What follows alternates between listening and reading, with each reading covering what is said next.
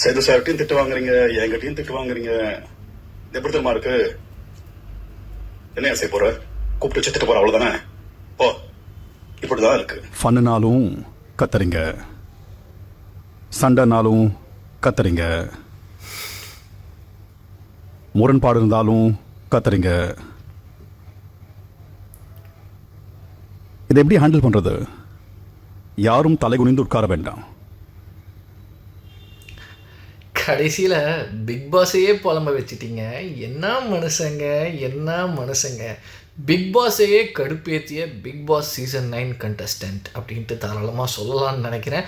இது வரைக்கும் season 1லேருந்து season 8 வரைக்கும் பார்க்கும்போது இந்த மாதிரி இன்றைக்கி நடந்த மாதிரி எந்த ஒரு சீசன்லேயுமே பிக் பாஸையே கடுப்பாகி புரிஞ்சுக்கோங்க, தெரிஞ்சுக்கோங்க, கத்திட்டே இருக்காதீங்க அப்படின்ட்டு சொன்னதே கிடையாது அப்படின்னு நினைக்கிறேன். பட் இந்த சீசனில் இந்த மாதிரியான ஒரு சிறப்பான சம்பவம் நடந்திருக்கு.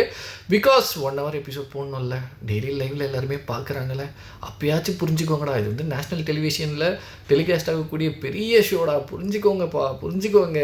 1 hour எபிசோட் போடணும், லைவில் எல்லாருமே பார்க்குறாங்க, தயவு செஞ்சு கத்திட்டே இருக்காமல் ஒழுங்காக கேமை விளையாடுங்க, ஒழுங்காக டாஸ்க்கை விளையாடுங்க, அடிச்சுக்காதீங்க, உதச்சிக்காதீங்க அப்படின்ட்டு பிக் பாஸையே புலம்பு வச்சு சிறப்பான சம்பவம் பண்ணியிருக்காங்க.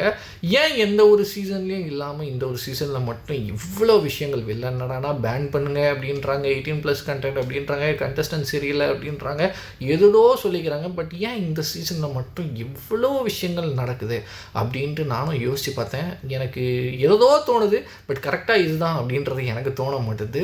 உங்களுக்கு அந்த மாதிரி ஏதாச்சும் தெரிஞ்சால் மறக்காமல் என் கூட ஷேர் பண்ணிக்கோங்க.